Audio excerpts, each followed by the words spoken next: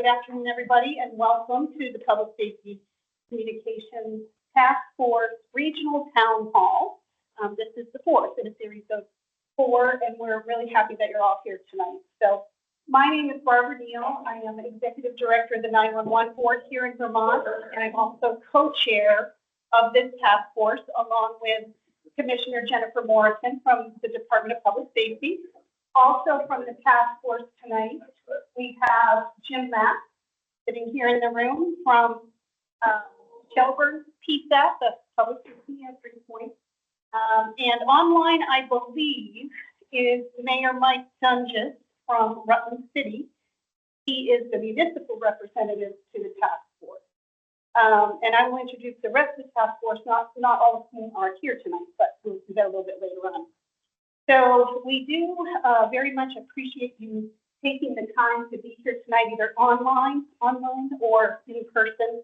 We're looking forward to a robust discussion about the current emergency communications landscape in Vermont, and how we can all work together to determine the path forward for the communications landscape. So a quick agenda review. Here we go. We're going to go through some housekeeping and introductions right here at the beginning. Then I'll take you through a very quick history and overview of the task force itself, sort of how we came to be and how we got to this point quickly. Then we will have a project overview and schedule so you can understand where we are in the process that was outlined by the legislature for the task force work.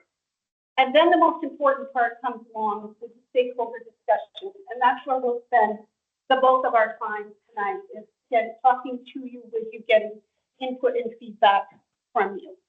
I do want to stress that well, hold on, then we'll wrap up with next steps. So let's jump into housekeeping. Got a little ahead of myself here. Emergency exits. There's one right there by Bonnie, and one right over here if we need to get to the outside of the building. Do it. Restrooms are in the back, in that little alcove back there. There is a sign-in sheet that I think you all got as you came through the doors. If you didn't, please make sure your name and contact info is on that sign-in sheet. The meeting is being recorded, excuse me, and that recording will be available on the task force webpage following the meeting. We will be doing live polling during the meeting, and Bonnie actually will be the facilitator for that. She'll give you all the instructions you need to use your cell phone to respond to some of the discussion points that are going to be coming up later on. And I do believe that she will take verbal feedback as well if you don't want to participate with the polling. If you could, when you're asking questions, it's helpful if you state your name and your organization that you represent. I want to stress that tonight's meeting is for soliciting feedback and input from the emergency communications and emergency responder communities and from state, local elected officials. We have planned 2 additional virtual listening sessions, community listening sessions, that will be scheduled for sometime in early to mid-October, where we will have an opportunity for the broader audience, the general public, to have input on this project as well.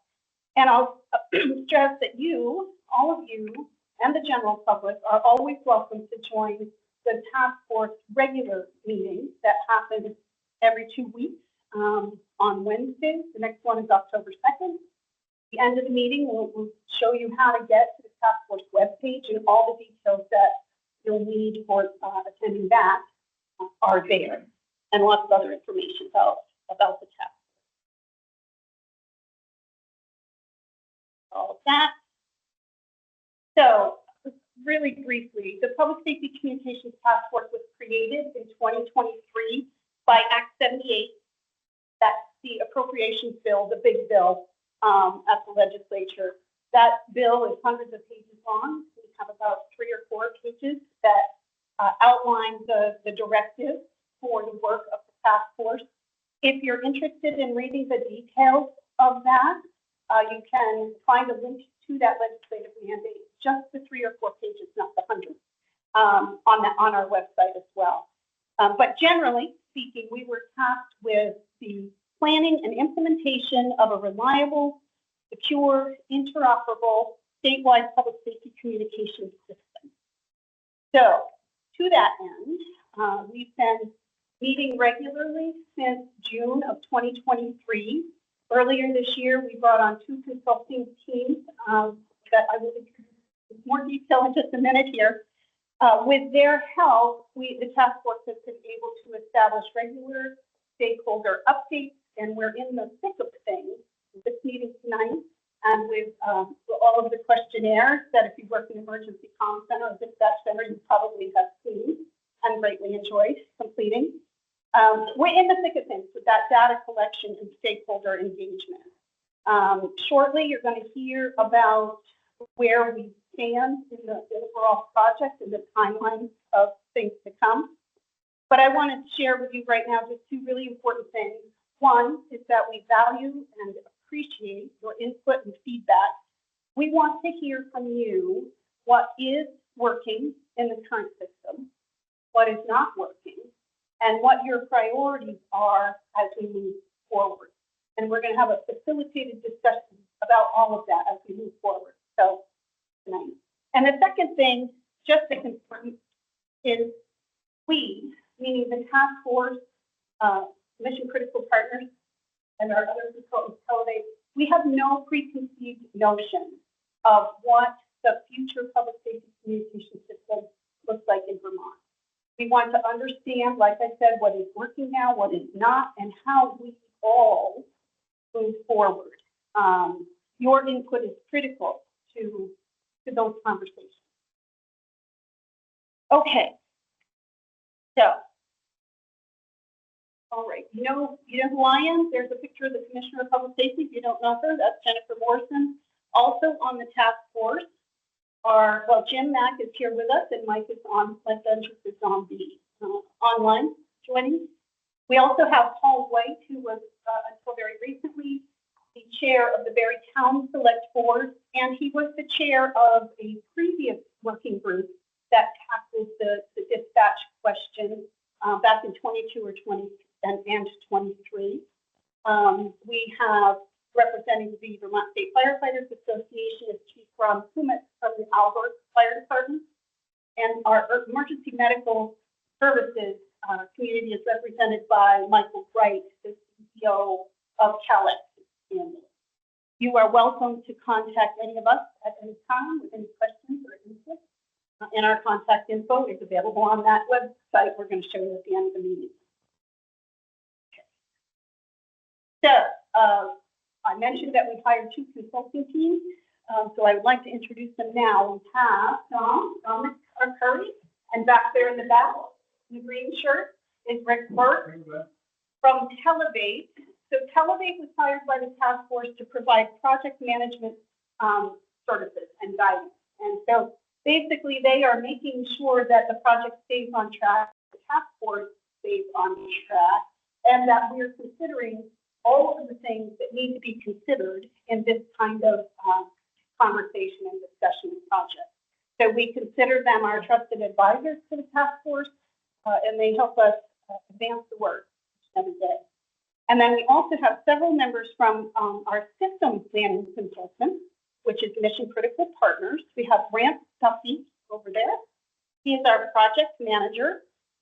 We have Bonnie Maney, operations senior advisor. Bonnie will be leading most of the discussion this afternoon or this evening and helping us get some productive input from you.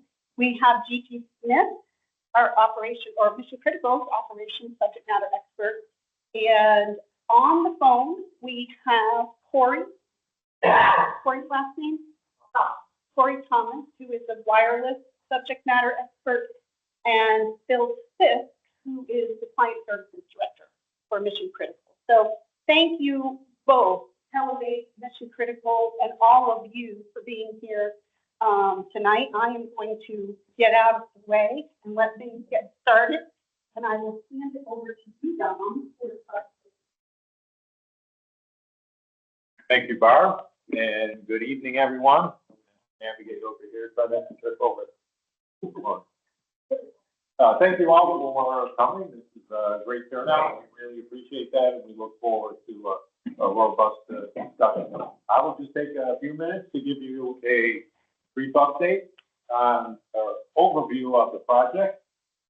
And as Barb mentioned, she gave you a quick overview of how the task force and their project was created through Act 78.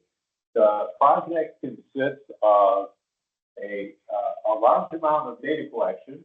That's where it started out. We're doing inventory. We're doing data collection on all of the dispatch centers throughout the state, and how you operate today, the types of systems you use in terms of the radio system, dispatch system, all types of systems in use, the processes and procedures. So we're doing that data collection. A lot of that is through a data questionnaire that you probably received if you're at one of those dispatch centers. How many had fun filling out that questionnaire? I need therapy after. Yeah, quite a few. I guess just today we finished meeting with the last one of the dispatch centers throughout the state. So we're just completing that. As Bob mentioned, this is our fourth town hall, so we're completing those. And as we go through this process, we're also accumulating data on the governance structures, funding models that are currently used to support dispatch operations throughout the state, as recommendations and models that we put forth will address those items as well. And once we accumulate all that data, I mean, I was just talking about how that's all going to occur. Once we accumulate all that data and put it all together, they'll start developing trends and developing some recommendations that will, and some requirements that will move forward towards putting together potential models for a statewide communication system. And when we get to that point, when we're putting together potential models, we're going to come back out to you and your colleagues throughout the state. We're going to have a number of workshops throughout the state where you're going to have a second opportunity to provide input into this process. So here, we're looking to understand information on the current environment. And once we have some findings and develop some potential models, we're going to come back to you and you can have input as to what you think will work and some recommendations moving forward. So, look forward to that probably in the October, November timeframe. And as Bob mentioned, the task force task is to develop a reliable, secure, interoperable communication system. And when we say system, it's very broad. So it could mean, it doesn't just mean the two-way radio system that's used to communicate to first responders. It doesn't just mean the dispatch equipment that you use at your facility. It doesn't just mean the training and the CAD or records management system that you're using. It's all of that. And all of that, you'll see the different considerations on the left of the slide here, including governance, funding, handoff from 911 to dispatch, all these items. And they're all fair game for discussion tonight. So whenever you get engaged in the discussion, feel free to bring up issues regarding those. Where are we in the process? Barb mentioned we were deep within the data collection gathering process, and we're actually getting towards the end of it. I mentioned we've met with all dispatch centers, and this is our fourth town hall out of the four we had planned. So you'll see where we are in the schedule. This version is maybe a week behind where we actually are right now, but we're concluding the site visit and the town hall, and we are actively starting into the analysis of the data. And I mentioned once we get some findings, we'll be coming back to you in the workshop, probably in the October, November timeframe. And at that point, once we've gathered your additional info, we'll start to put together potential models for the statewide communication system. And it's very important what Barb said. We had no preconceived notions as to what this should look like yet. It's going to be totally based on the data we gather, the data we analyze, and the input from you. And there will be multiple potential models that will be put together that we will be evaluating, and then a final recommendation will be put forth to the task force, and that will be in January timeframe. And that's about what I have. I'm going to say thanks hello to those in Teams land before I hand it off. Brandon, you're over there. Great, thank you. Chapter 5. Thank you. The nature of the job, right? Which actually goes right to my slide. I do like to walk around, so online, and a rant is going to be kind of, giving me the thumbs up, thumbs down for those folks online if you can't hear me. I've never been accused of not being able to project my voice, so hopefully we'll be good. I may actually, once that charges up a little bit more, I may just it right here today and see how that goes. So, no, you're fine.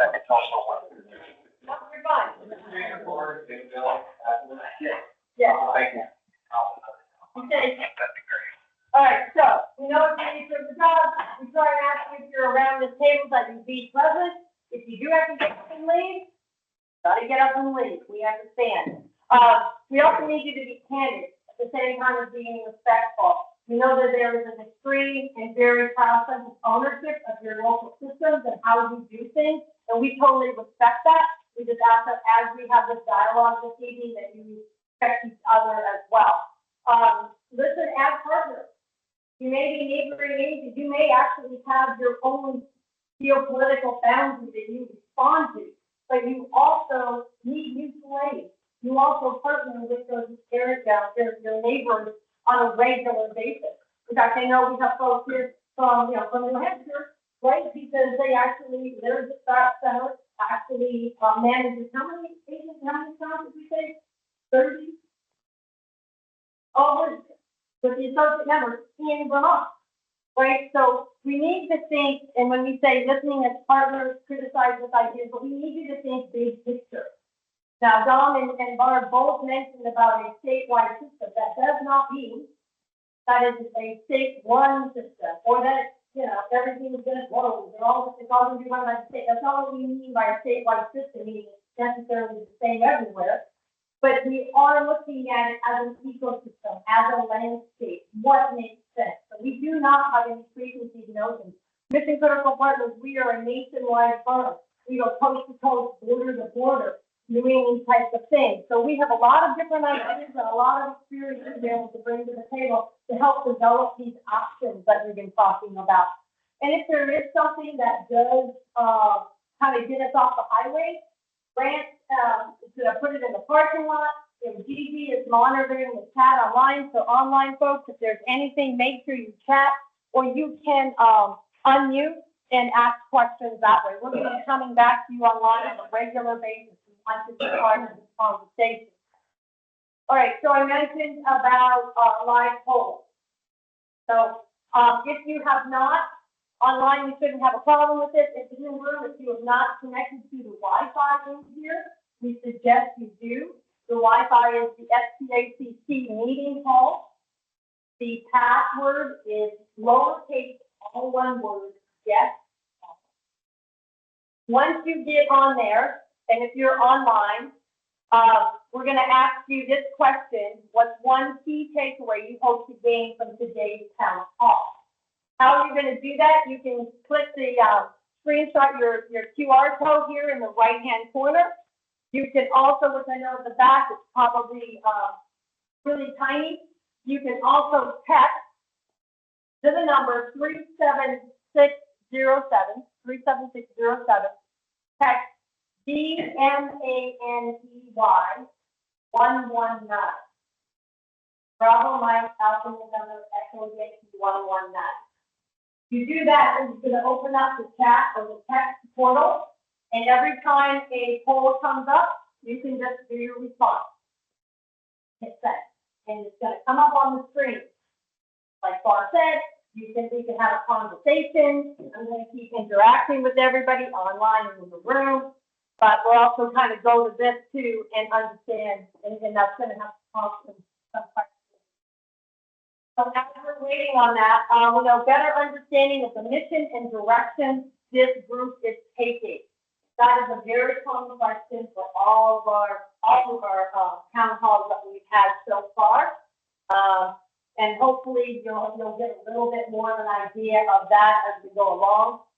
What is on the table and what isn't? I think at this point with that question, when you're here tonight and what is going to be emphasized over and over, is nothing is off the table at this point. We are going to ask the question a little further on, what are your deal breakers? This is when we're going to then start getting an idea of what may be off the table for some, and what that would look like. If you could sign in, please. Sorry for the delay. No, you're fine, cool. So what is on the table, what isn't? We're still waiting for some more people, so while we're waiting, if there's not any more, what about around the table? What are you guys thinking? What do you want to get out of it? What's something you'd like to see? Or learn, okay? Maybe what kind of direction? You did. Technology, CAD systems, natural CAD systems. Keeping up with technology, using it to make the dispatch job easier. Right. So technology, CAD systems, you want to learn more about a real CAD system, they're close, right? Yes. Potential funding sources, okay. Let's see, the timeline of this project. Well, you heard from Dom about at least getting to the end of January, where we'll end up having some sort of, options and everything put forth as far as deliverable. Now, our first deliverable is actually this, inventory, with all the questionnaires, all the quantitative and qualitative data that we've been taking in. It's really going to help inventory all 37 communication centers, not just call volume and your workflows, but all the qualitative stuff as well. That's why our teams of two have been going and crisscrossing the state for the last 4 to 6 weeks, meeting everybody and visiting each center to sit and have those conversations with everybody. So it's not just all about the numbers. There's other elements in there as well. But after that first deliverable, like Don said, sometime in the end of January, we're targeting having all those options put forth. Let's see. There's the current status of the project. Same thing. You heard Don that right now we are in the throes of the data collection. Once we're done with this, we're going to take all the responses from the questionnaire, put it into a mass database, as well as then all of that qualitative is what we call a blueprint. And every agency, every communication center will have its own blueprint. And it will detail out all of this information of your inventory. So we're going to put all of that together. All right. Anything else? I'm not clear of my role or how it might affect our agency. I'll get a good grounding to be at the end of the meeting. Okay. Everybody's information is essential, as I said. All the candidate information you get, if you don't have just, that information in, that information out. All right. Let's move on to this. So the rest of that involves a little practice. The rest of the meeting is going to be broken down into 2 parts. First of all, is current state. Current state, we're going to ask what's working and what's not working. Those are going to both be poll questions. Okay. Those are both going to be poll questions. And then the last question is going to be conversational again. What does a reliable, secure, interoperable system look like to you? What does that look like? So they'll have that discussion. The second part is then we're going to transition to future state, right? What future state. One of the questions is going to be, what are your three priorities? What are your top three priorities in a future system? What are your deal breakers? And then, there'll be another conversational question at that point as well. All right. So what is working well? Now, I know this is going to be a challenging question. I've done three of these already. This is the fourth. I can tell you in the first one, we pivoted from this question and had to go to the second question. This was not working well because nobody can answer this question first. So let's just, think about it for a sec. What is working well, you think, within the way that your system works, within how your region works? Yes, ma'am.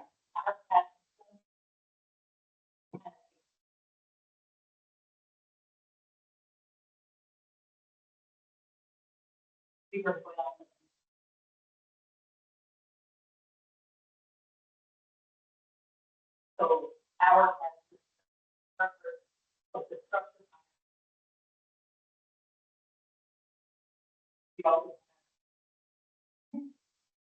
And then the auto dispatching, so we have to do the dispatching. That looks very well. Okay. And what CAD system do you have? We have Motorola Flex. Motorola Flex. Yep. When the audience is sure. I'm going to try this. Let's see if we. I know none of us, especially if we've worked in the center, and you should know that if you don't know Gigi and Rance and I, our background is all under the headset.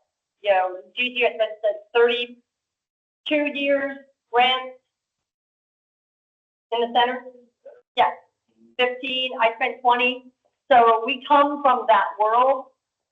So none of us usually have a problem projecting. Does that help any better in the middle there? Are we still connected? Okay.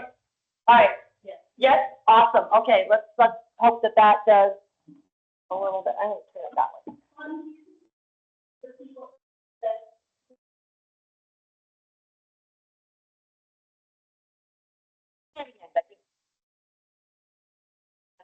Fire cat component in it that does all of the pre-arrival, all of the instructions, all of the mutual aid. So like Windsor right now has a fire. Why everybody ran out? It automatically put all of our mutual aid agencies on it. It tells you who to call, so it gives you a list. You don't call Ring Mountain, call Water Department, call this person. And we don't have to stress. We also have the Phoenix software, which auto dispatches, so we don't have to verbalize our dispatch anymore. You can stay on that one, stay doing for your arrival instructions, and the software comes out for you. Do you think, Becky, that there is an understanding or a general awareness of what an actual true CAD system is capable of? I don't think the state utilized the Motorola Flex system. They had all the components and never turned them on. We have an IT person who turns stuff on and says, let's see if it works. So I don't think that anybody in the state side ever saw what it was capable of. Okay. And there's been a lot of updates since they went off on the Valfor that they never saw. How long have you had Valfor now in the state? It was started about 2012 and came on, I think, 21. Yeah, and then VSP, those two centers closed in 2015, right? Okay. All right. Anything else that's working well for you as a region or individual? Yes. One of the states that I'm from, I can't. Which is? Southeastern Vermont. Yeah. I can't speak for law enforcement. Hiring in that standpoint, that's excellent. Okay.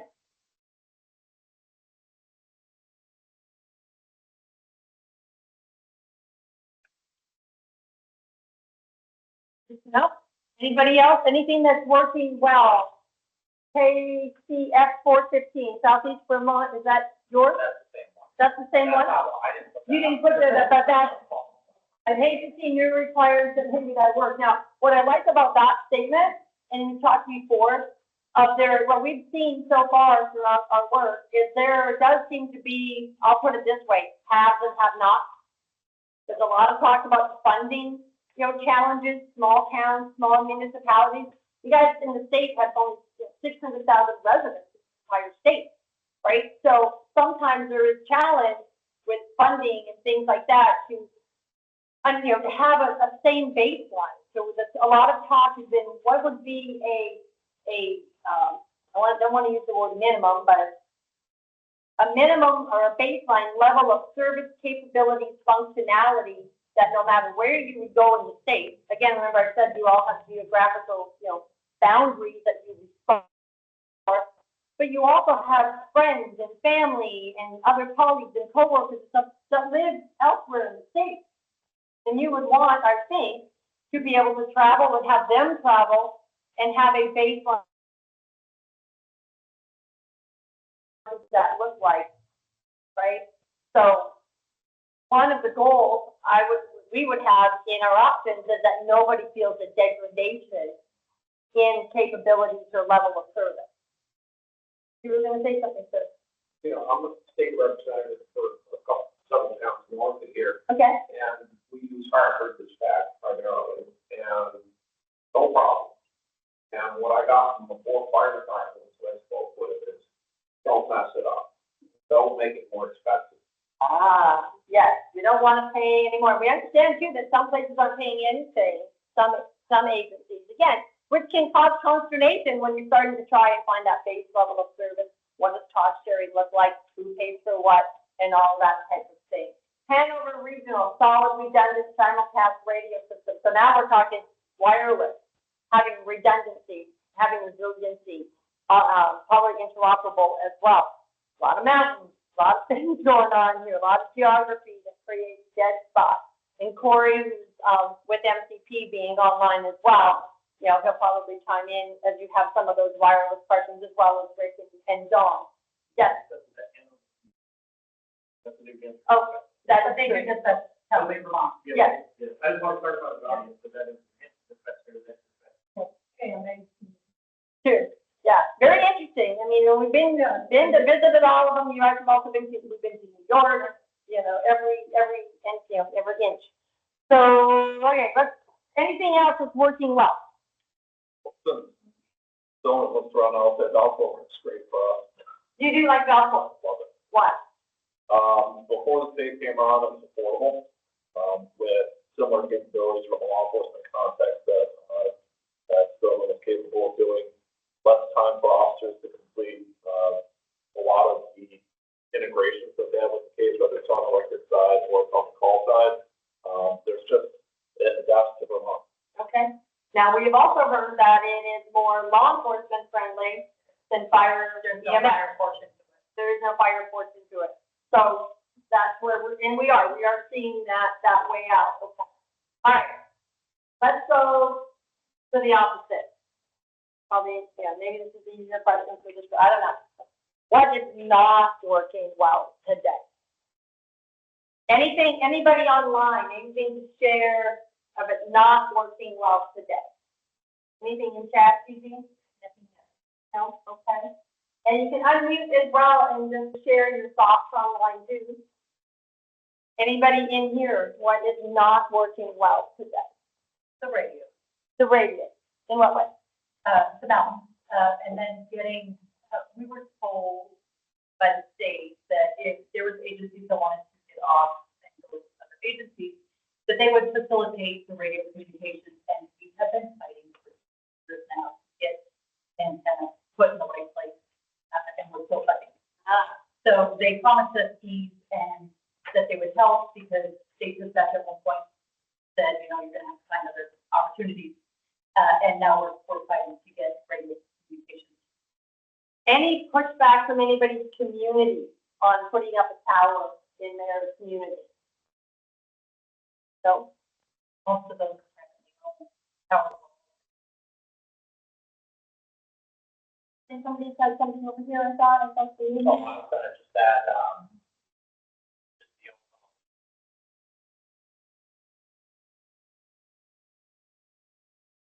Mm-hmm. So, understanding that there's primary PSAP, primary public safety answering points that actually are the ones that answer 911 centers, so 6 of those. And then 31 dispatch only centers. Just so kind of for context, we find that for every physical transfer, it adds 90 seconds to a call because the person's typically repeating themselves or, that kind of thing. So you add that time into every transfer. So, and there are some, as we understand, and correct me if I'm wrong, so I'm putting this kind of stuff out there. Are there situations here where the call, maybe the law enforcement is being dispatched by a different entity than fire and potentially a third entity of EMS? I'm getting nods. Yeah. So each one of those adding time, especially if it's a combined incident where all three need to go, right? So how do you think that, contributes to something not working well, or would you say that's working well? My experience, it does not happen well. If you have a major incident in an area, especially from Hartford, Okay.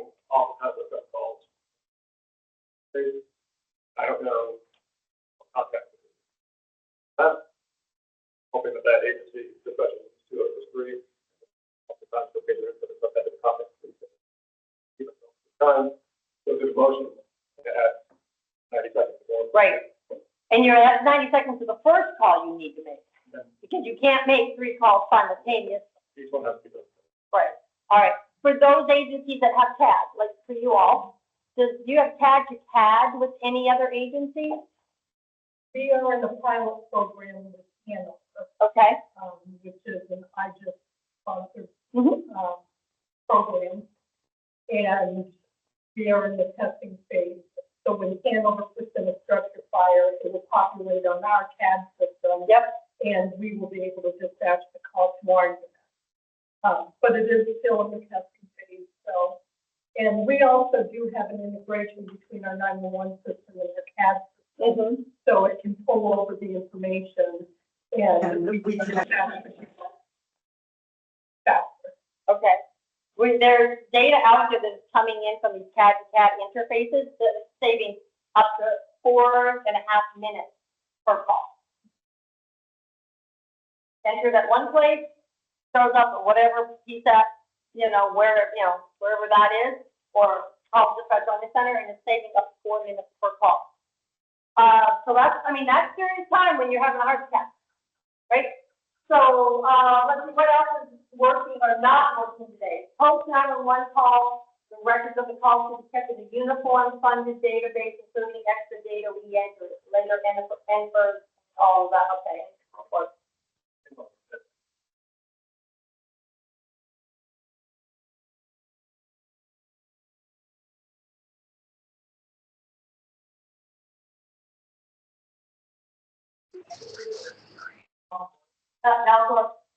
Lack of ability to transfer anti-allergies, that's part of, the differences in equipment, lack of CAD and resource management, difficulty in getting accurate time. That's a challenge one too, when you're trying to piece together an incident in a timeline, when you're working with several different systems. Funding, governance, lack of full CAD integration, small systems to keep up with technology. Again, a baseline level of service, and maybe you do have such a small tax base in some of these smaller towns. Radio cell coverage. The topography in the state is absolutely beautiful, but it's also very challenging when it comes to public safety communications.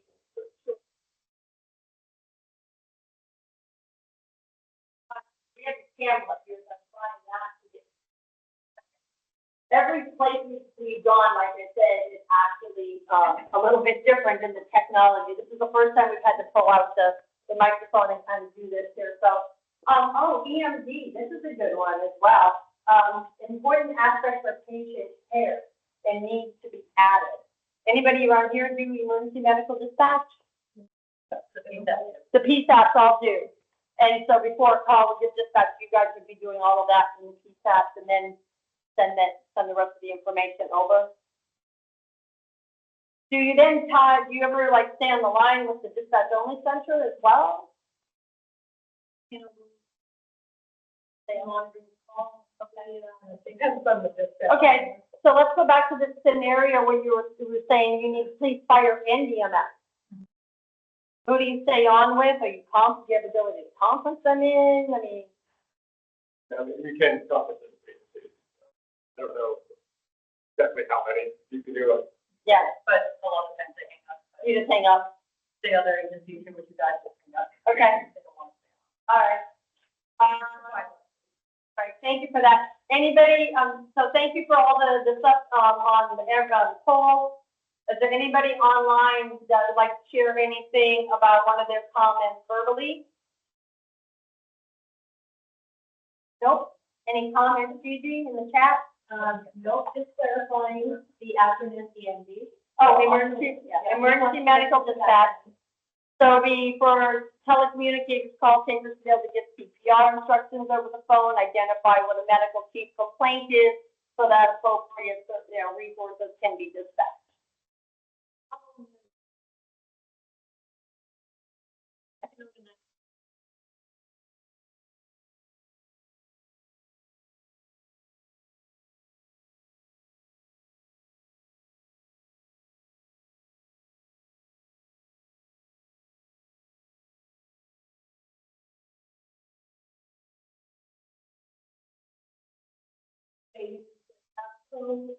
Protocol, those were, foundation of those protocols is ASPO, but those have been modified, at least for protocol takers and to best fit Vermont. And so call takers, 911 call takers are EMD certified, they are into the protocol. Question about the conference not only 911, it's different, and it's not very good. So, yeah, what was the? They said that a PSAP do not do an EMT, they are not trained, which is clarify that they are. I think, and maybe it was, yeah. Oh, sorry. Yes, go for it. Okay, so in Vermont, all of the 911 call takers are certified in EMD, and they're certified as Vermont 911 call takers. That certification process includes or involves a 40-hour call taker training course, which includes EMD, emergency medical dispatch. There's an equipment training component to the training, and there is annual continuing education requirements and a recertification every 2 years. So they are trained, they are required to offer pre-arrival instructions on calls. A call has been declined to take those instructions, but call takers are required to offer. So all of those components are in place. Our training program and recertification continuing ed is all based on industry standards and best practices. Thanks, Barb. And so I think what we can take from that too is just the fact that they questioned that, whoever was online with that. What we have heard too is standardization, right? Standardization of how maybe a call is transferred, the information being shared in that call, how that call is transferred, as well as even on the dispatch side of the house, the workflow, the sequencing, the script, if you will, of how information is dispatched to field units, that there could be inconsistency with that. Is something that we have heard. Is that something that you all, would that be accurate to this region here, this too? Yes, I'm seeing, for those that don't see, there's a lot of head nodding going on. Awesome, okay. So, yes. From the regional rescue team. And who are you with? Rescue. Rescuing.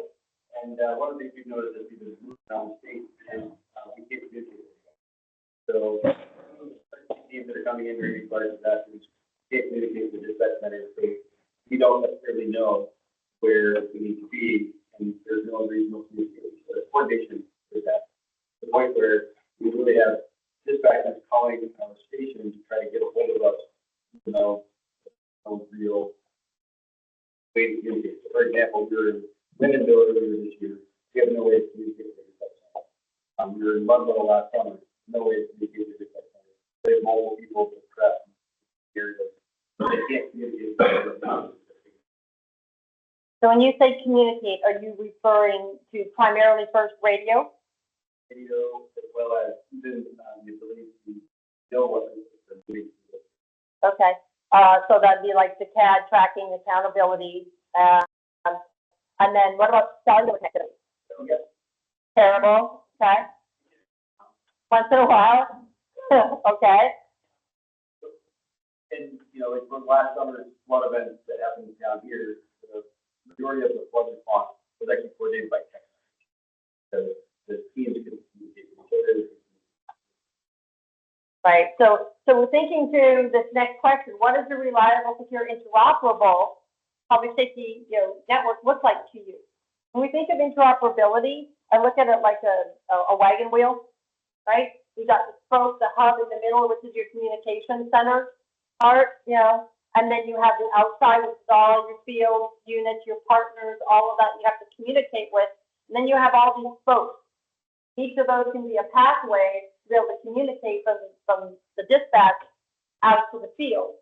If one of those goes away, what are your other options, right? And eventually, you're going to get to a point, you hope you would not get to a point where you don't have any more spokes left.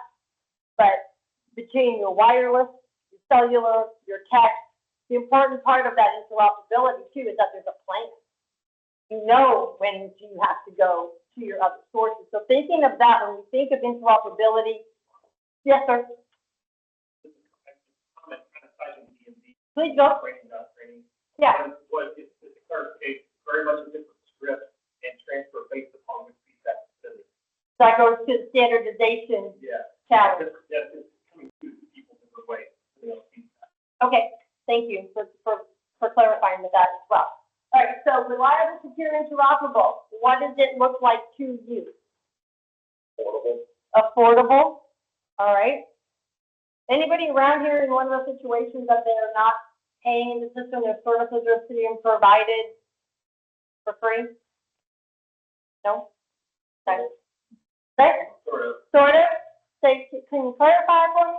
So pretty, as you can see. Okay. And the more part of the town to be served, they're coming to this value of the fire department. Okay. All right. Sort of. All right. Gotcha. What does it look like to you all here? Anything?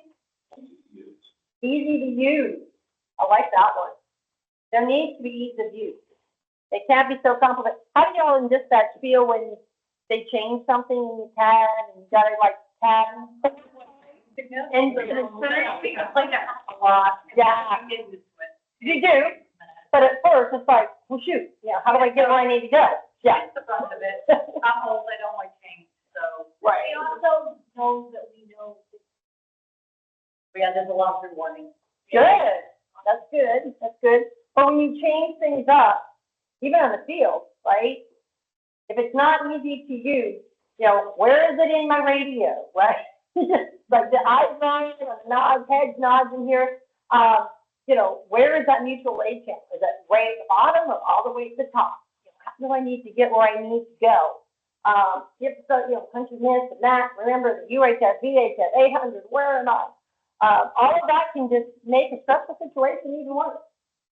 So ease of use. Thank you for bringing that one up. What else? Yes, sir.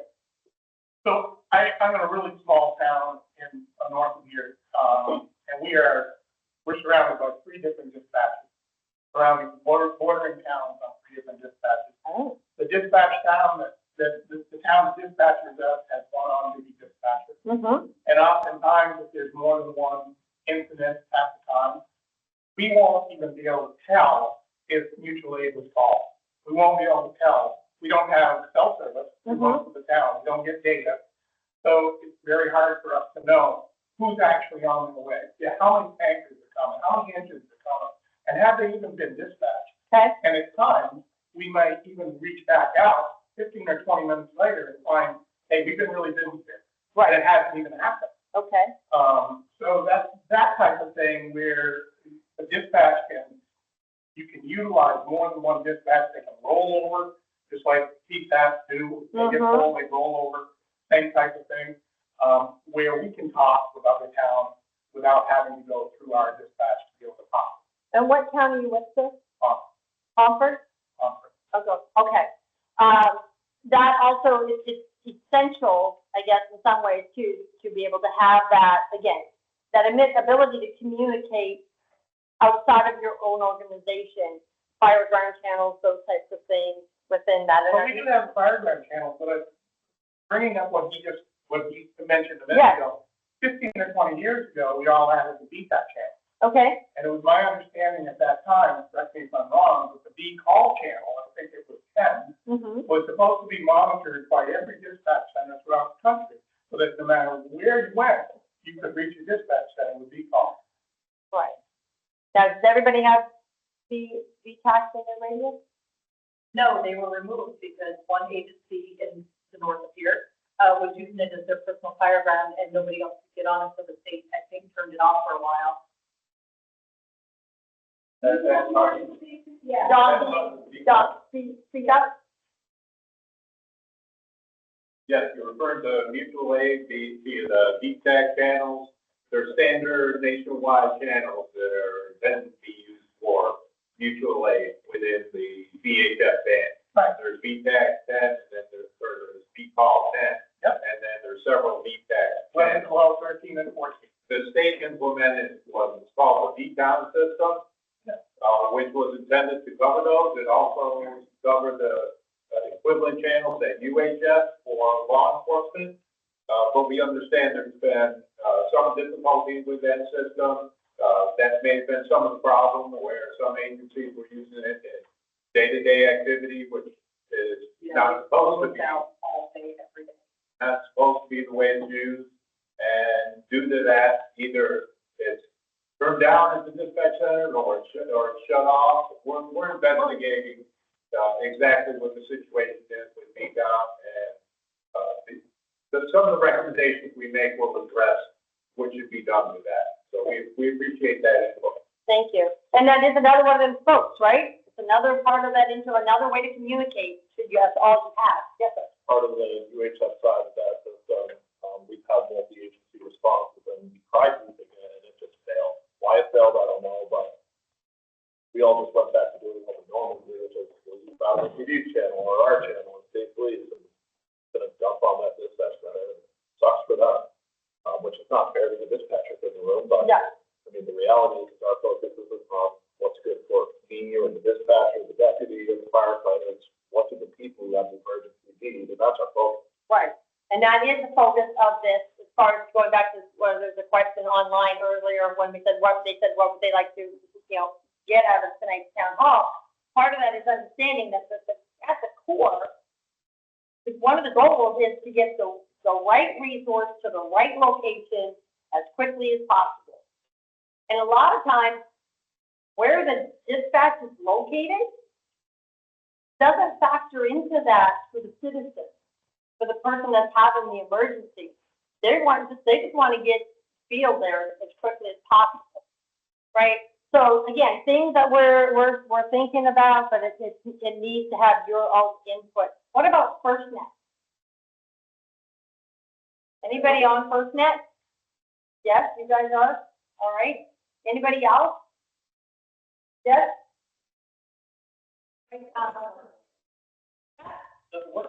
Doesn't work. Okay. Coverage. Cellular coverage. Yeah. Coverage. It's a coverage issue. Right. Again, thanks to your wonderful terrain, a little bit more challenging. But yeah, we've heard that, consistently when we bring that up to as another, communication interoperable option. Yes, sir. So, Grant. Comment, reliable, secure, interoperable system needs to be redundant, reliable, and continue to make technology changes, but that change has to be sustainable and properly funded. Right up. Sustainable is definitely an important element of this. And if you have, anybody been to a trade show recently, whether it's be police, fire, EMS, communications, ACONINA, it'll just make your mind just melt with the technology and how fast it is progressing.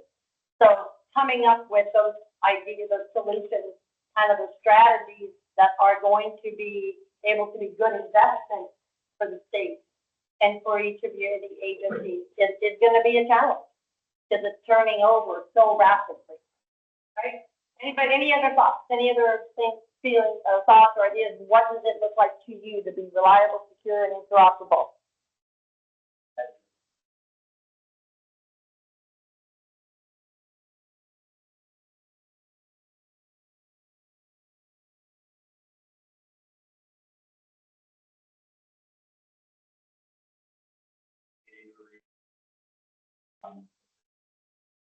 Okay? Some sort of fail-safe, fallback? Yeah? You good, Rance? You kind of, We have NDT for Hanover, sorry, Yeah. Hanover location. NDT for our first is our redundant dispatch internet path. However, but we have significant coverage issues in our Vermont county, with Hanover dispatch. okay. What was the first part of that statement, Reed? NDT. MDT. Thank you. Anybody else in here have MDT? You guys do? And where are you from? You guys are Springfield? All right. You guys do as well? And you, which county? Wyndham County? All right. Others that do, then you do not have. Hartford, no. You guys do? Okay. All have MDT. Again, another path for communication should some of those other ones, fail. So another thing on FirstNet, agencies, not working in Vermont. Oh, okay. So they're having, affected Chittenden County agency, they had a major event occur, they could not get through, despite being advertised as part of their contract. Right. And then another issue,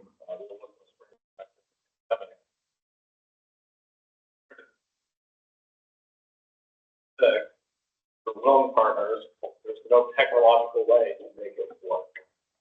So having the ability to just flip the switch to whatever the place is that's willing or capable of doing it, is important. But then also the sustainability model, which is, this is the frustration I have with Motorola, is that it seems about every 4 to 8 years, all the technology is now legacy. You have to spend $1 billion to get the new equipment. Bonnie, Yes, if I could ask those that are using NDT, what network are you using? Is it FirstNet or Verizon? Verizon? Thank you. okay, awesome. And where are you right here? So, okay.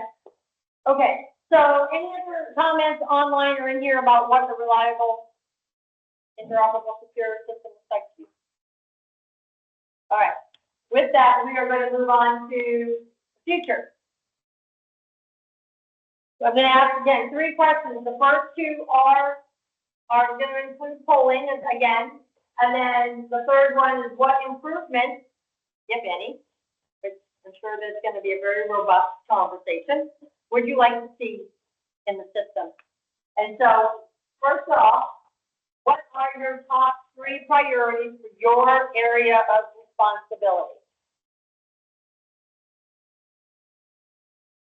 I know people are entering, which is great. Anybody that's not, you want to share what your area, what your top 3 priority areas would be?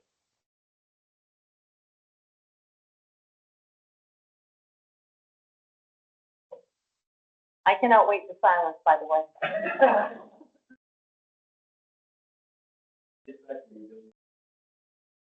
Priority dispatch with the ability to triage EMS patients, okay? Improved cellular coverage, improved radio coverage, and coverage upgrades. Coverage. Anything else? Let's see, EMD, accurate data collection, interoperability with PD, fire, EMS, outmaking challenges. Funding for future enhancement. Funding, coverage, funding, very common. Single stage dispatching connected to geography and service providers. Who did somebody in this room put that in? That was you. Can you share more, please? We talked about already, but it's kind of dumb when there's a motor vehicle crash, unknown entrapment, unknown fluids, fire, whatever. We need the police Vermont 911, what's your emergency? Here's what it is. Okay, I'm transferring you to, Dummerston Fire. All right, let me tell that dispatcher what's going on, which in this case is Southwest Mutual Aid, so it's gonna cover rescue wing. Now we're gonna call the police. Who's it gonna be? Well, we called the sheriff's department, but they're not covering right now, so we're calling the state police. So that person sitting there spinning their wheels with 3 different dispatchers, 4 different dispatchers to say, help. The hamster wheel, let me get off. And it's just as bad as if I pick up the phone and call Verizon trying to get a new cell phone from one of my deputies, and that's not our department, let me give you to someone else. Keep on in. Yeah. Which the governance follows, or is gonna lead the funding, which is gonna lead the sustainability of the system. And so what does that model look like? But really, again, our focus is on the people we serve. So as we go to that kind of deal tells you how, why we have the next question, which is what is a deal breaker? We're gonna talk a little bit about local control probably in that section. What else, what other priorities are there out there? Do we have anything online? In chat, did we go? Yes.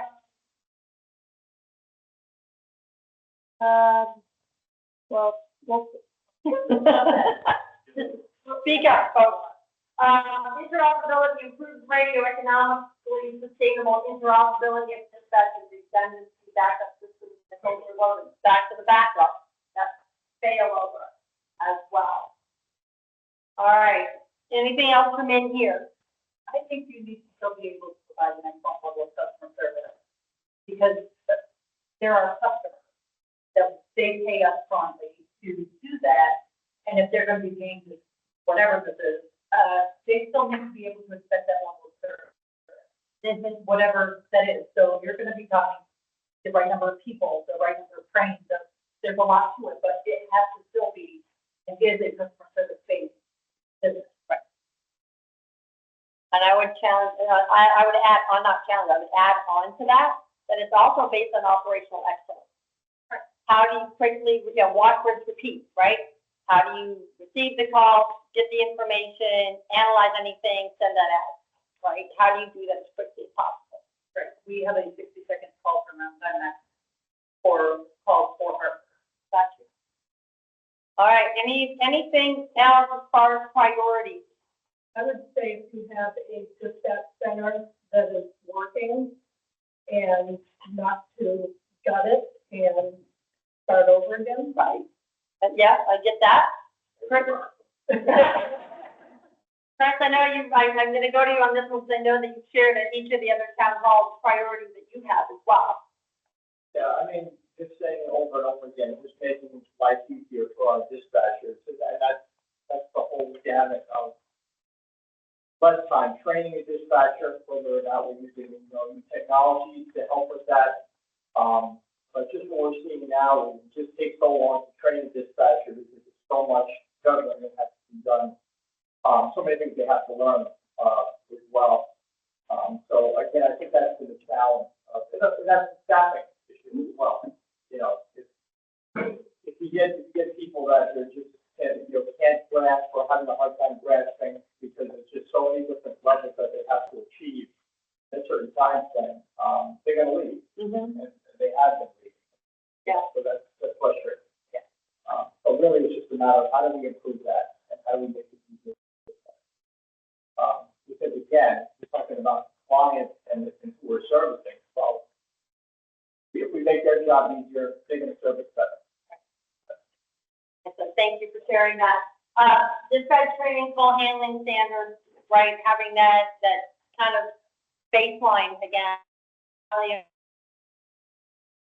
Side with the PSAP, but perhaps how that connects flows down to the dispatching element as well, having the standardization there as well. I think that if I'm interpreting that correctly for either somebody whoever in this room or online shared that statement as a priority.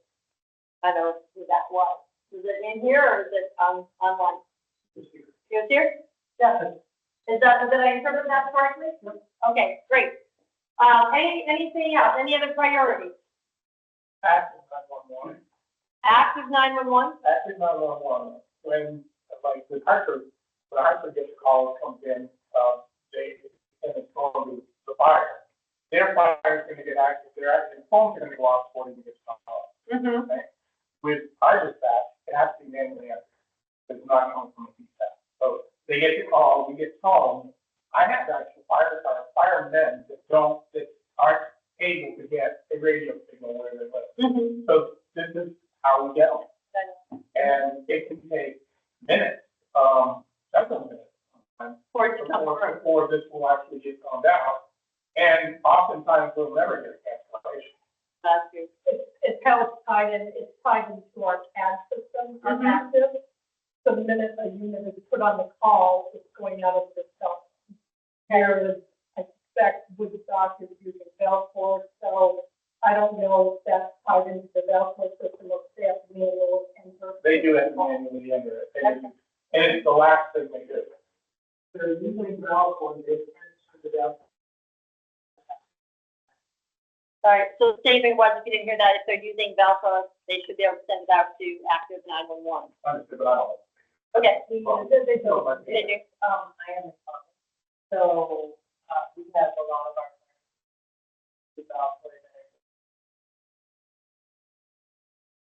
So That's another. another option. Oh, different product. Yeah. Other than that, like that. Yeah, I think it works with software and so far. So if you didn't come across, in addition to active 911, another product that does similar is I Am Responding. It does work with But Velcro that as was well. just that. No. Automatic. It's automatic. Automatic. So here we are. Starting case, we are agency, here you are. We have to pay. So just give me 1 second, so we need to project. But okay, so Betty Wheeler, State, you said, is a contact for I Am Responding. Is that correct? Okay.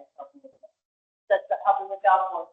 Maybe you go and, help you with a program, I am responding, first due, or active 911. We've done that now. So First Due is another product doing the same thing. Now, again, thinking back to that wagon wheel, we just identified 3 more options on being able to communicate. There's even, we need dispatching the call. So there's all these different options. It's great to keep them going. One thing, Yes. because it came up, I'm fairly involved in the Valcourt community. A lot of agencies' settings were never configured right. That's often because we have people who administrator who are technically inclined, individually inclined, or aware. And it's often the 80% problem. We have 10% who will do a stellar job. That is one of those people. 80% will do the 10% suck at the job. And we have a mixed batch of all of that. You might have a department where an administrator set it up that said, I don't know what this is, and then just moved on instead of reading the help document, which explains all that. Betty, I'm sure will help, but she's also going to get about 120 phone calls. So let me pause for a second. So do you want to respond to that? Welcome back, Windsor. Is everything okay? Good. Everything's good. Fire's out. Awesome. Nobody's hurt, but one firefighter. Oh. I think he's probably still down, getting all this stuff. But he's gonna be okay. Okay, well, we'll be thinking about him, keep him in our thoughts. All right, so with Valcourt, is there any sort of state user group, regional, user group for Valcourt? Yep, so there's 2, there's a governance body, which deals with the policy of it, and every agency has what's called a program manager, and so every agency is able to participate in that group. We see probably about 10% participation. Virtually? Yes. Yeah, okay. How often does the group meet? It meets with a virtual call once a month, more frequently if needed. There's also an email distribution group that, those emails are daily. Okay, all right. And are there people aware of that? Yes? No? Maybe not? Nope. Okay, little mixed response there, all right. All right, any other priorities before we move on to the next question? Yes, sir. I'm not sure where appropriate to throw this in, but, somewhere in the report, I'd like to see some language that there's no unfunded mandate.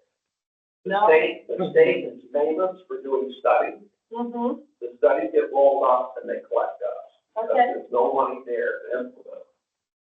That's not your problem. Well, I will tell you though, what our problem is that we need to consider practical, recommendations. Because if they do just sit on the shelf, that does nothing for the community. That does Right. nothing for public safety. Going from 0 to 100 every single time. Going from 0 to 100 just sometimes is not practical. Maybe there are places that can have the funding to do that, right? But what we really want to focus on is how do we start moving the needle? This is nothing. We could put out a report, a fabulous report, right? All these perfect recommendations. It's going to take years to implement that. You can't do it all at once. If we start doing that, it does exactly what you don't want it to do, and that's sit on the shelf, right?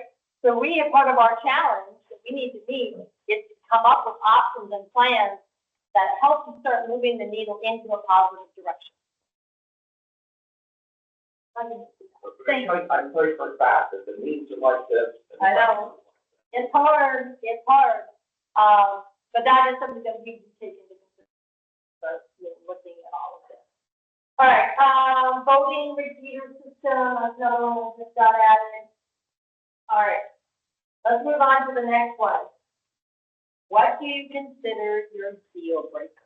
That's like, just got Unfunded mandate. Yeah, something that sits on the shelf. I'll actually throw this out there. What about local control? How important is local control to folks? non-existent in Vermont. Non-existent in Vermont. You don't depend on a school board, have you? No. No, I mean, reality of local control Vermont was lost by in the early 90s. Sure. Towns control, generally speaking, their highway department, and then they're permitted to have some other things. Most towns have fire departments that become volunteer, 501c3s that then seek donations for equipment and for training, rather than the town funding the department. It's a nonprofit board controlling the organization. I mean, oftentimes local control is something that's harped on at town meetings, which I go to many, and most towns do not have it. A lot of the controls owned by the state. Okay, sure. We've got a good thing And going. we do need you to project. My name's John Sanders, Heartland Fire Chief. In Heartland, we're a 501c3.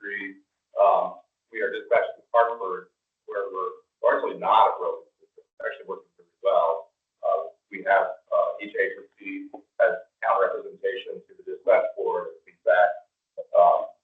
Working really well. I'm really worried about breaking that. So that would be a real deal breaker. It's not going to counter your point, but we actually do have good local engagement, and I don't know. Yeah, we did mention before we figure out how it is important to not have degradation in service, kind of develop a baseline for those that may not have the same equivalent of services. So keeping that in our minds as well. What else about local control? Anybody feel like, don't take my dispatch away, I want my, my agency itself, or, yes?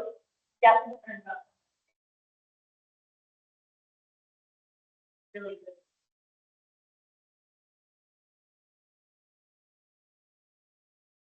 You have good retention. You have good retention.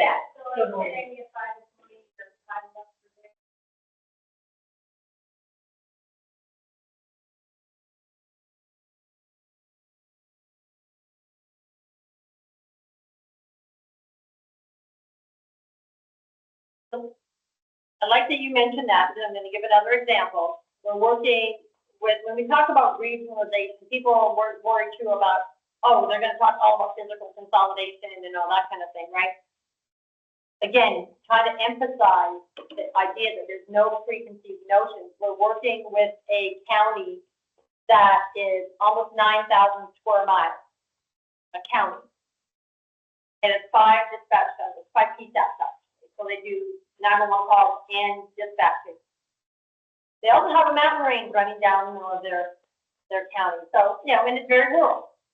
So kind of like, it doesn't make sense. It doesn't make sense to try and give them what we call like a North Star single dispatch, you know, single PSAT. But what can we do, right? Could they be satellite centers, like police substations, right?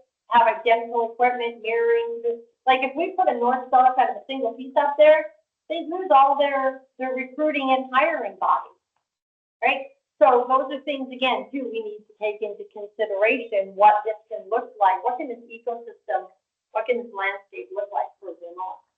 Because again, it is all about the entire call flow. As Dom said, it's not just about the radio communication, but how does that call flow as efficiently as possible. Deal breaker, no EMD, no transparent data, no interoperability, no integration. So my question back to that is, if it doesn't have those things, it's a deal breaker? And I'm assuming that that's the response. If somebody wants to go on mute that said that? Or was that in here? No? Somebody online want to clarify that? I mean, that's what how it reads to me, is if the system doesn't have those things, that's a deal breaker, right? If the state system is robust, and then the locality can add to it, it's not an issue. Allow communities to choose where they want to obtain services and make funds available to the sick. Kind of reminds me of like school choice. Where do you want to get the best services? There are some states that actually their centers they treat it like a business. Right? You know, they're always buying, they're marketing themselves, you know, and agencies decide who they want to go with. You know, what's my best deal? Who's going to give me the best customer service? Right? So that stuff is out there. Planned obsolescence is a deal breaker. Okay? Any other deal breaker? Portability? You take small community like where I represent Congress, Mm-hmm. and we have less than 100 calls a year. We don't pay a lot for our dispatch. But what we get, we do. Okay.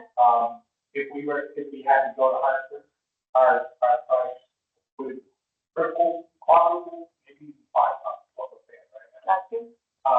So we'd like that interoperability. We'd like to have all those perks that Hartford has, all the data, but we need to keep it affordable because our town people are paying for it. We have community in mind. To buy that. Okay. Find a Portability. way to make it by call, you know? Yeah. Percentage wise, that'd be fabulous. Okay. Let me ask this, are there any models, and it may be, you know, you guys may be models, are model agencies that are doing, you know, call taking and dispatching that you would want us to consider, like, look at what these guys are doing, because it's really Hartford? Would the only one, well, right, you still in Portland, but in Vermont, will be on one, we're the only. Right, so just for what the technology differences, I think you should stop. The deal breaker for me is to be forced to go on to any kind of CAD system, no matter who it is or what company it is, that does not have a full file CAD. That has been a huge time saver, because when the call goes in, you hit send, you update the notes, they can now see the updated notes as it's happening. So I don't have to wait until I have all the information. I can put in, you know, address, structure fire, hit send, and then as I'm updating it, they're getting the update live time. So a deal breaker would be to not have that option. Not have that up. Again, that's the degradation of current It would be capability. a huge difference. Okay. All right. Yes. As an end user, having, If we didn't push that on a system that doesn't have a fire plan that plugs into it, we would just be stepping back 10, 15, Right. 20 years. how many calls do you guys think you handle a year? Sure, that's I can get that too. Right. And I think that's kind of, and I asked that question because, you know, handling, right. What my point is, like, depends on call volume too. Because a full-blown kind of cat like that could be overkill for a small, single-seat agency that maybe handles, 300 or 400 calls a year. I can tell you, one day last week, we had 3 structure fires in 8 hours here, Okay. and we were handling it like it was, because we had those response. So they have the response time. All right, awesome. Right. We're gonna move on to the last question, which is what improvements, if any, would you like to see in the system? And we're at like 6:25, and why I like to start this question early, and I'm warning you now. I'm gonna come to every single one of you, because I know a lot of you have not spoken this evening. Yeah. So kind of warning, I'm gonna actually ask every single one of you, what improvement, and that includes the folks online. How many do we have online who just like engage? 12, okay. So, I'm gonna start with you.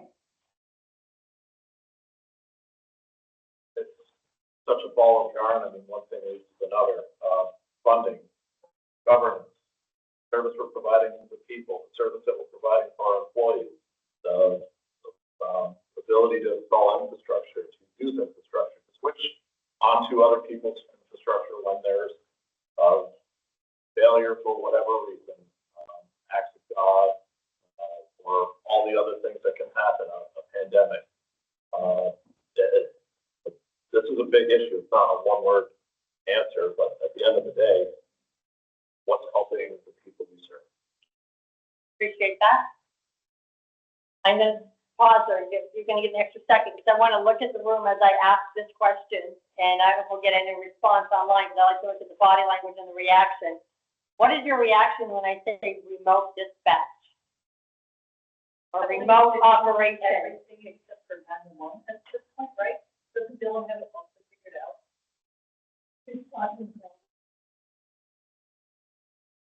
Dispatch from home, dispatch from a location outside of your normal four walls.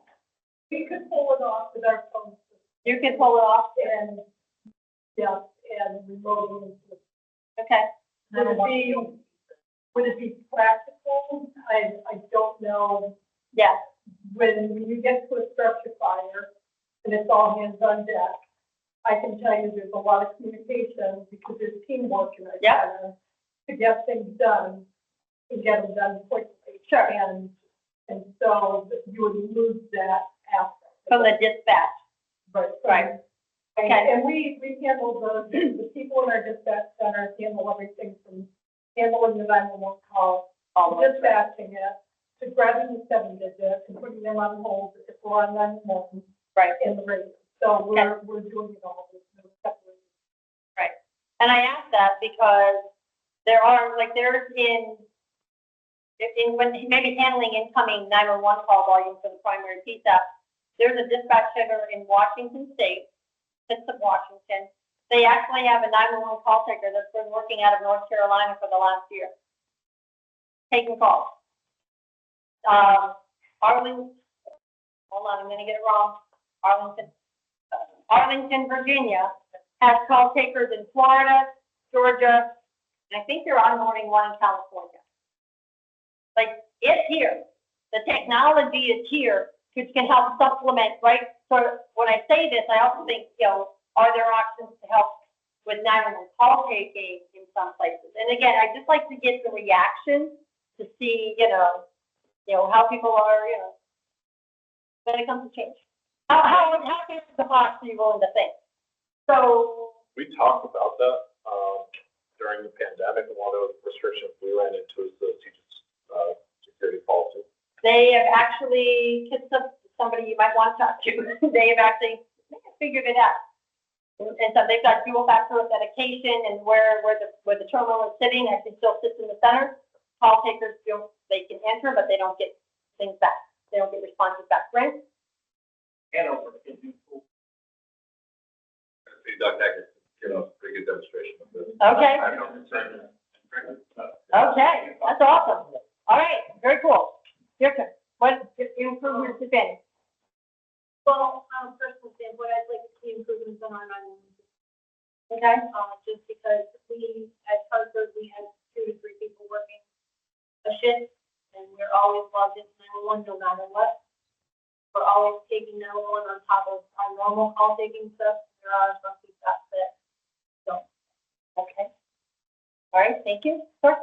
Just piggyback on that one thing, my personal feeling for, not here, but certainly in Vermont, I don't understand, a state this small, geography and population, why there's states percent. Okay, This should just be one, in my opinion, with a backup. okay, And because that also goes with the training as well, the dispatchers, new dispatchers, focus on dispatch. Do not have to do all this. okay. Appreciate that. Sir? Radio coverage. Radio coverage. I missed an important piece in the middle. We couldn't get out to Hartford all the way up Springfield and up. Having written a grant for our repeater association, which is another group I would encourage you to enter with. Okay. And then awarded the grant for equipment along with that, along with Hartford, for upwards of $380,000. And then to have that rescinded in order to establish this group, it's pretty painful for me. Yeah. When we continue to have radio coverage. So that was part of the proposals that people were asked to put together for radio improvement? Yeah. Okay, It was the board was announced. gotcha. So what, I missed the board. Should we not be investing in radio equipment right now? Because we should wait for this magic to roll out? Or should we go ahead and fix our own problems right now? The task force doesn't have any, means to, control that. What we're asking for, if you have funding and if you have some projects in place, we're not saying stop with those, but please, communicate with the task force and let us know what you're doing so we can make sure we can integrate that into whatever future models we establish. Thanks, Don? May I have one more question for that? Yeah, Can you give us the actual give us the name of that group that you mentioned, so that we can, be sure we put that in our discussion? did you get it? Now, discussing repeater association. I'm the secretary and I contacted them. So this is a private organization. A number of towns get together, invoice towns for more money to help keep radio equipment completely separate from Hartford and Hartford. Okay. All right, What are we going to do with that equipment? Is it abandoned in place when this rolls out, or is it continuing to be the same thing? okay, It seems like parallel universes that may not need to be there. We can solve the whole problem. okay. Appreciate that information, and we'll make sure that we get it with our wireless folks. Sir? John stole my thunder, so, and honestly, the reception in our area, because we're in Vermont, it's not flat. But mountains. That's some of it.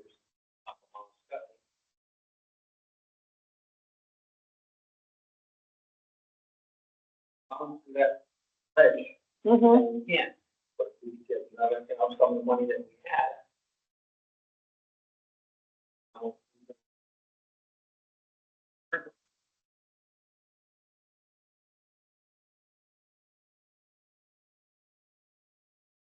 All right, This would be reception. appreciate that. So actually, I'm gonna follow you guys, because through that funding, we would have also gotten additional positions. And we would have been able to take on some of these agencies that the state police wanted to shed. And because that funding was rescinded, Chester PD and other PDs could come on because that. So wanting to help ease the load of state police Mm-hmm. and just set back the project. Okay, thank you, appreciate that. Comment on that funding. We all planned for, money in that grant. Fortunately, it was running through the wrong mechanism, cost off. That's why some of the projects will, myself, procure the warning, margins of warning, okay, yes, it was a warning. But unfortunately, they realized that it went to cost. Really wasn't.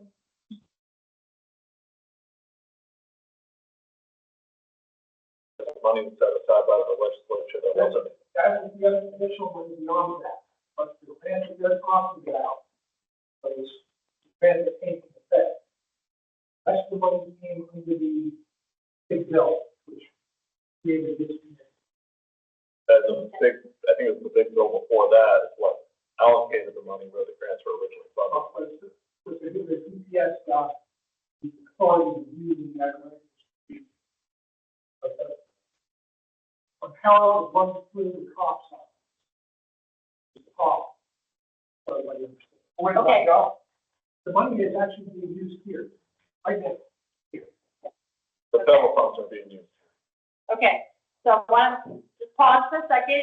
Yes, sir, speak to me, I need you to project. Sure, I just want to ask the detail, if the cop office doesn't allow, not suffering those funds, that's what the state is learning of their national scale, through this personal state. Even though all of a sudden they're supposed to have, because of federal restrictions, we come. So, and this is not the first place that we've heard challenges with this. So, something for us to take away is that kind of that clarification. We had a conversation in another town hall where it was consternation or angst felt over where they thought that the ruling came, if you will, to close 2 of the VSP centers. And so we had some clarification. So over the years, things have the rumors have kind of grown into different things. So there are some opportunities we're hearing about that can provide some clarification on some of these issues, how they come about. So appreciate that conversation, and we can take that away. But let's continue. You're next. What improvements, if any? Well, I think we can. Nothing is making its way from the top down. Like this came about, they're like, oh, hey, we're gonna do this now.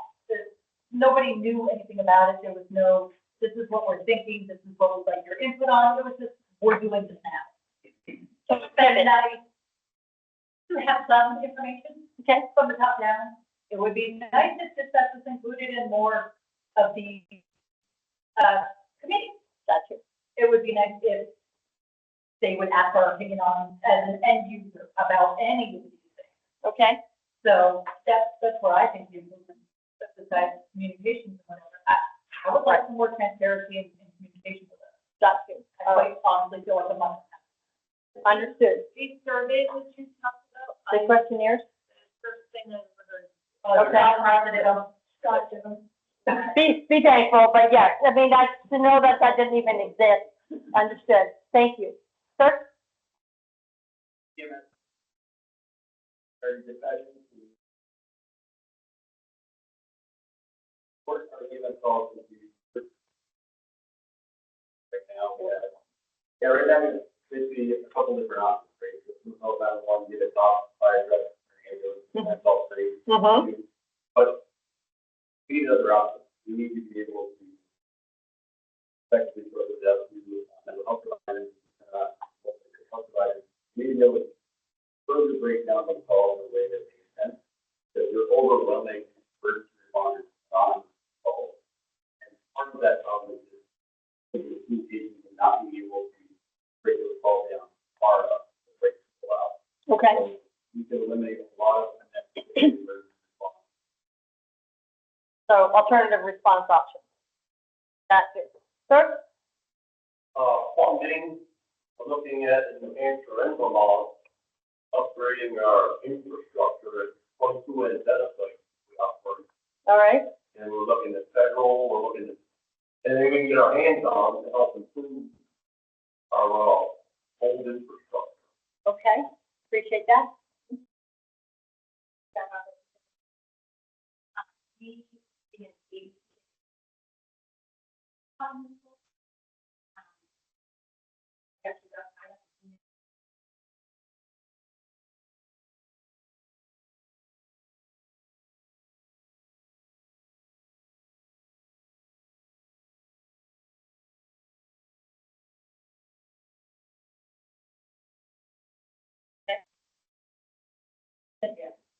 Yeah. All right. Sir?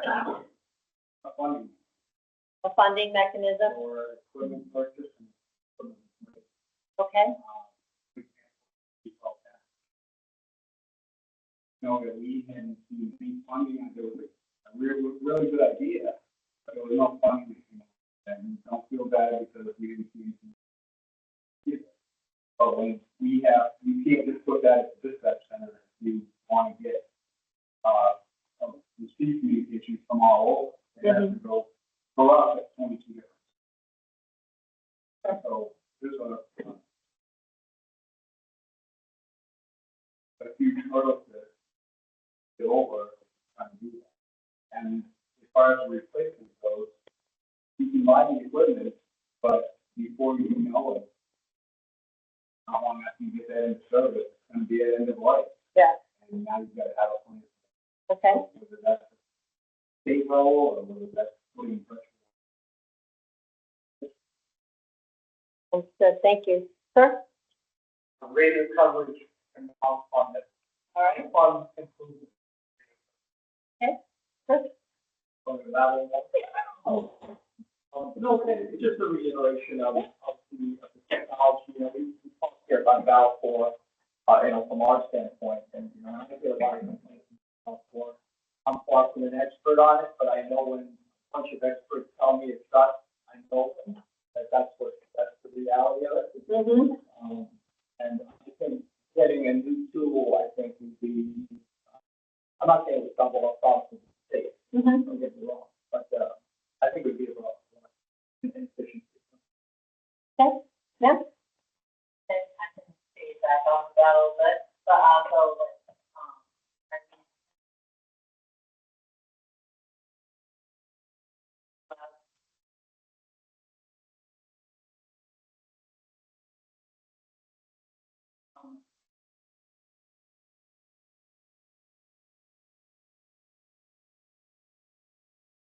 all right, thank you. Sir?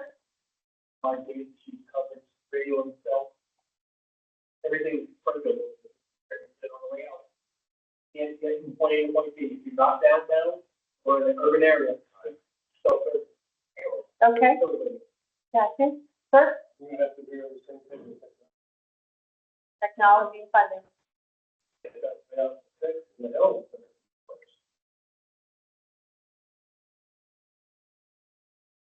Make folks on the subject of the week.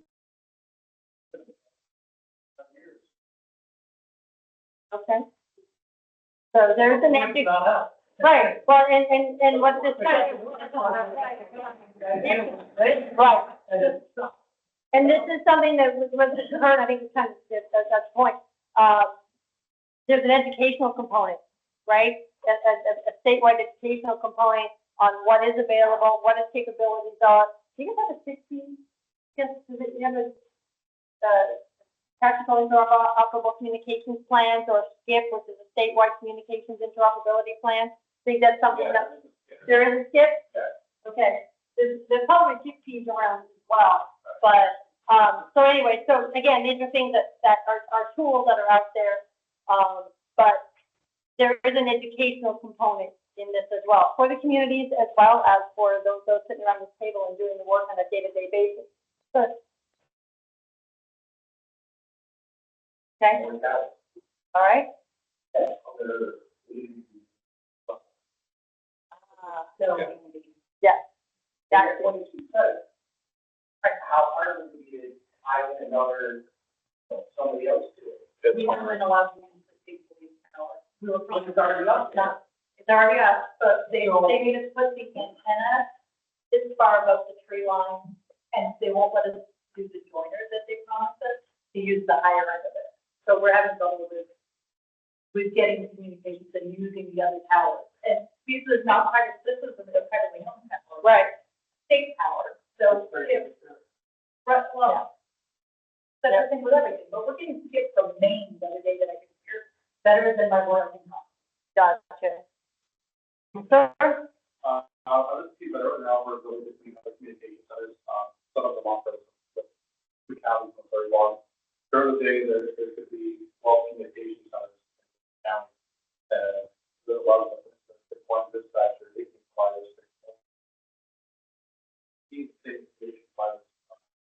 So this is gonna be an easier way for people to multitask and do a lot of this is one step to go by these three other counties. Yeah. And then you have, look out your operation further, so. Right. It's gonna be an easier way for people to keep.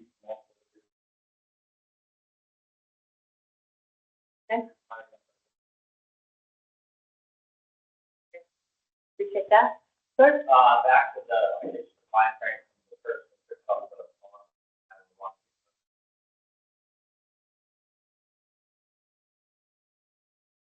Appreciate that.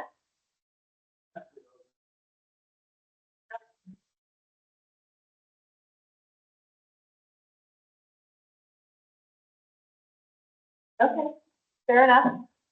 We can change the subject, all these centers require human beings. Yes. Staffing. How do you make working in these centers a career instead of just stop having to go somewhere else? I agree with you. Appreciate that. I think Christina's one of our newer people, but like, most of us have been there 20 years. Deb, you've been there like 15 years? 14 years. Yeah. Hi.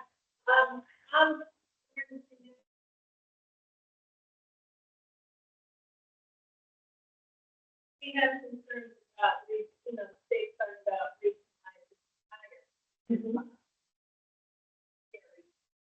and we've seen, from what I hear from the private firms, they're great. But, locally, again, the self-service, and more people.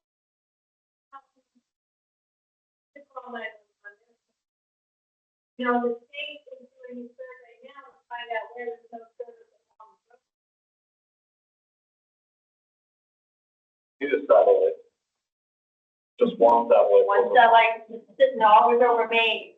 Nobody's made the call to Elon. No, we're Starlink. We're Starlink.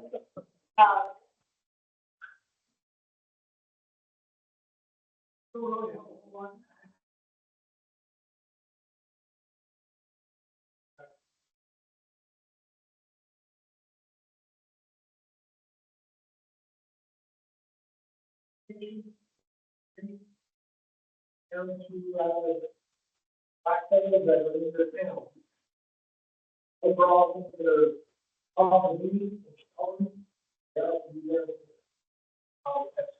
just want to go back, insurance agencies, weren't, like that, we were on our list.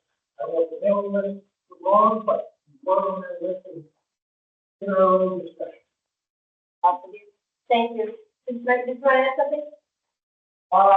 No, I think everybody's kind of said. Yeah.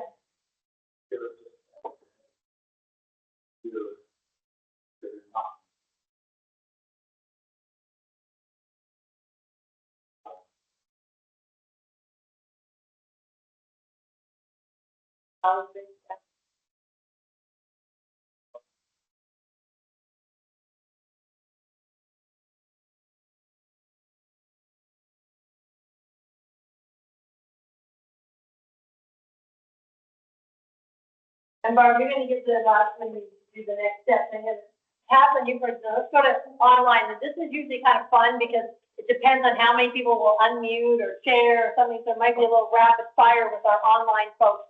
Who do we have first up, Gigi? Oh, Brent? Allison, can you unmute, or share on chat, but preferably unmute, and let us know what improvements, if any, you'd like to see in the system?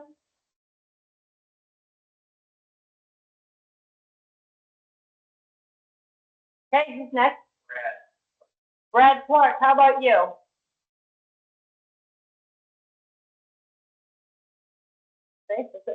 If you can't, and we know some of these folks have actually, we've had ones that they're actually dispatchers, and they're actually dispatching, and so they'll chat and say, we're on the floor.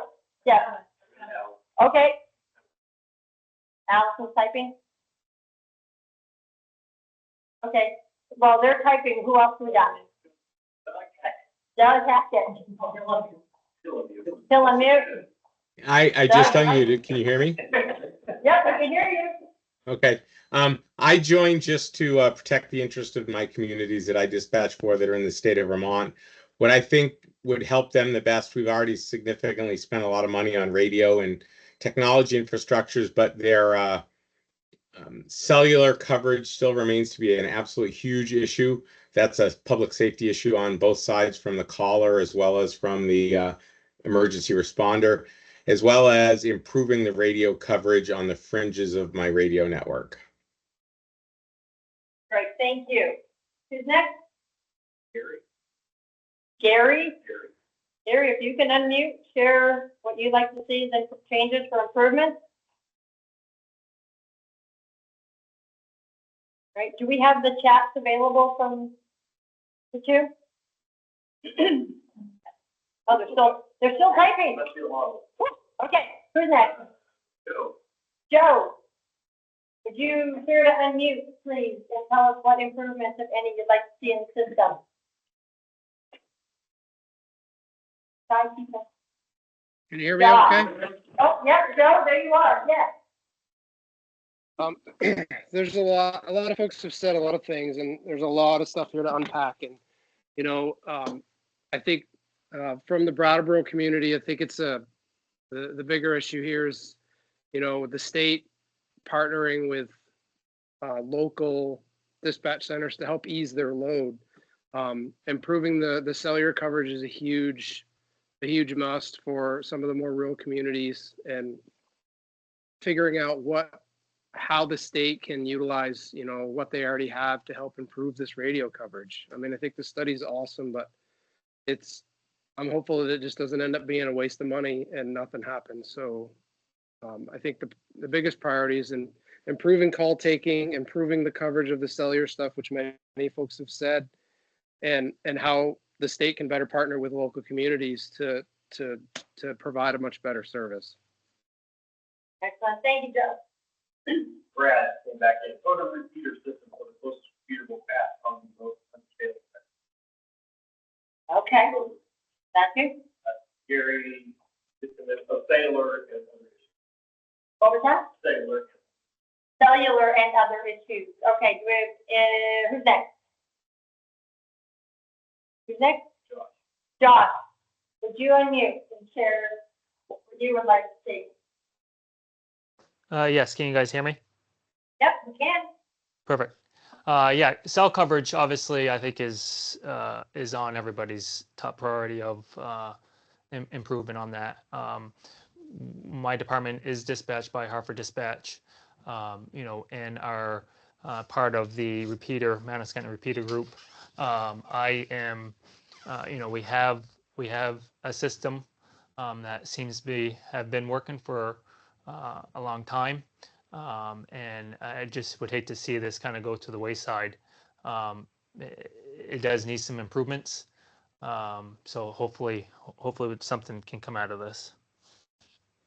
Thank you, Josh. Who's next? Allison? Yeah, Allison. I said the South Department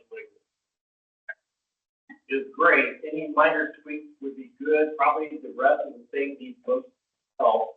Better cell service, of course, would be great and necessary. Also, some sort of database, saving all the dispatch info for later that are universal. We don't have to pay private companies to database too many bells and whistles. We don't want to pay. Okay. It's the state does a lot of good stuff on that. That's my opinion. All right. And that database thing, the bells and whistles and pain, we're finding a lot. Again, if you've been to a trade show recently, there's overlap in what everybody's offering. And so, like, how do you put your finite resources? What do you do? So that's a challenge too. Any others left? Gary came in. Gary has cellular issues, geography are huge issues, but those two are the number of radio channels we have to monitor where a better radio works for. Ah, okay. Anybody else on there? We covered everybody? No? What? Who? Simon. Simon? Still on the fire department side, the state should look at Hanover Dispatch as a model. Out of the 4 mutual aid fire departments, we 4 different dispatch centers. Also, there's no percent coverage for my town, there's no coverage for its body.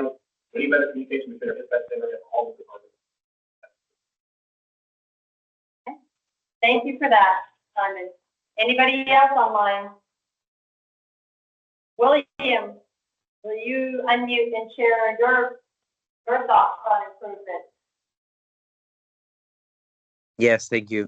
So I agree with a lot of the things that were said, and so I've also chimed in about the EMD thing a few times. So I think that while the state may have some structure for it, making sure that information gets to the actual responders. And so, as you mentioned, by transferring calls and that time that's added, making sure that information is received, shared, and the most efficient and effective manner. So, however that can be implemented so the end user is getting the most amount of information as fast as possible.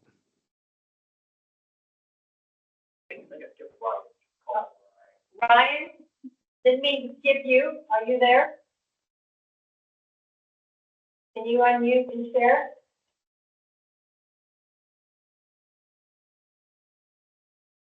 All right.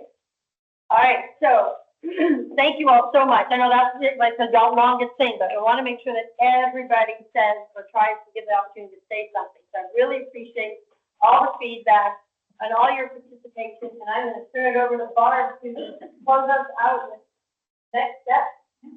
Thank you very much. You're welcome. Oh,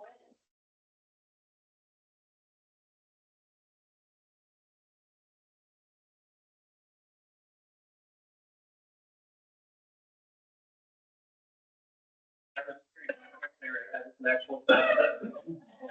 Yeah. sorry about that. That's okay.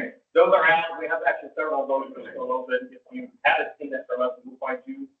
We'll have you to do that. And again, it is not a questionnaire. It's a different thing. It is not the overflowing questionnaire. Much easier to do. Great. Thank you very much. Appreciate that clarification. I just want to comment too. I appreciate the clarification from William about the EMD conversation. And I think I understand where it's coming from. So thank you, William, online. So next step, we, as I mentioned in the beginning, we will be scheduling and holding the virtual community listening session in early to mid-October. It's looking like, and we'll get that information out to everyone when those dates become confirmed. Mission critical and Elevate and all will continue, I should say, to analyze all the data that is being collected. They'll clarify, identify gaps in the information, trends perhaps, and commonalities. And that's the data that's been gathered from the questionnaire that went out to the dispatch centers earlier, and all of these regional town halls and any input we've gotten outside these particular forums as well. And then typically we'll begin development of one of the deliverables, which is the system inventory assessment only. And then we will have, as mentioned earlier, I think by some, we will have more conversations with you through various workshops as the plan, as the work continues and the work progresses. Anything else for mission critical or Elevate on next steps? Of the 4 town halls in different areas of the state, I'm sure there's a commonality of a lot of stuff. The other areas of the state seem to have a more chronic problem than this area. No. Okay. The themes and the trends are pretty consistent based on the town hall. Communication coverage, whether that be radio, cellular communication, as far as physical communication as well as technology communication, a love-hate relationship with Valcor, and a desire of some sort of, I mean, some people love it, some people hate it, right? And then probably telling the radio dead spot, just the differences in the level of services capabilities, right? And the length of time, frustration with transfers, those types of things are pretty consistent. And I'll say not just in the States, but this is happening, these conversations are happening around the country with people trying to improve their public safety communication system, how they operate. Thank you. I could say I've been to 2 of these regional town halls. And today I was encouraged to hear about things that are working really well in multiple centers. And we've heard this in other town halls as well. And it always sticks in my mind, you know, don't fix what isn't broken. So, yeah, so, I think that is something that the task force keeps in mind as well. There are things that are really working well out there and things that are not. And I feel like we have a better understanding overall of what those things are. And we'll continue to understand that as conversations go along. Or the other one, the other theme, of course, is funding. And funding, Yeah. yeah. And for budget. Yes, that's what I think. Yeah. Okay. So thank you all very much for attending and participating so well in it. It's a really good conversation. I've been promising you the direction to the website for the task force.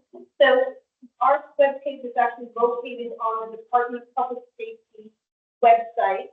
I always want to clarify that the task force is not part of the Department of Public Safety, but they do provide our administrative support. And so that is why the webpage was there. So if you navigate to their website, go to boards and commissions, you will find us listed there. You'll find all our old past meetings, the meeting minutes, the recordings, whatever you want to listen to there. There's some very good stakeholder updates that Dawn prepares for us on a monthly basis that you'll find there to see the work that's going along. Also information there about our regular meetings that I mentioned. So typically they're every 2 weeks, and the next one is October 2nd. And you can join them virtually. So, and then there's the email address if you need to contact the task force, or you can reach out to any of us individually as well. And again, thank you very much for being here. It was nice to meet a lot of you in person finally, and some friends as well. So, safe travel, and thanks a lot for being here.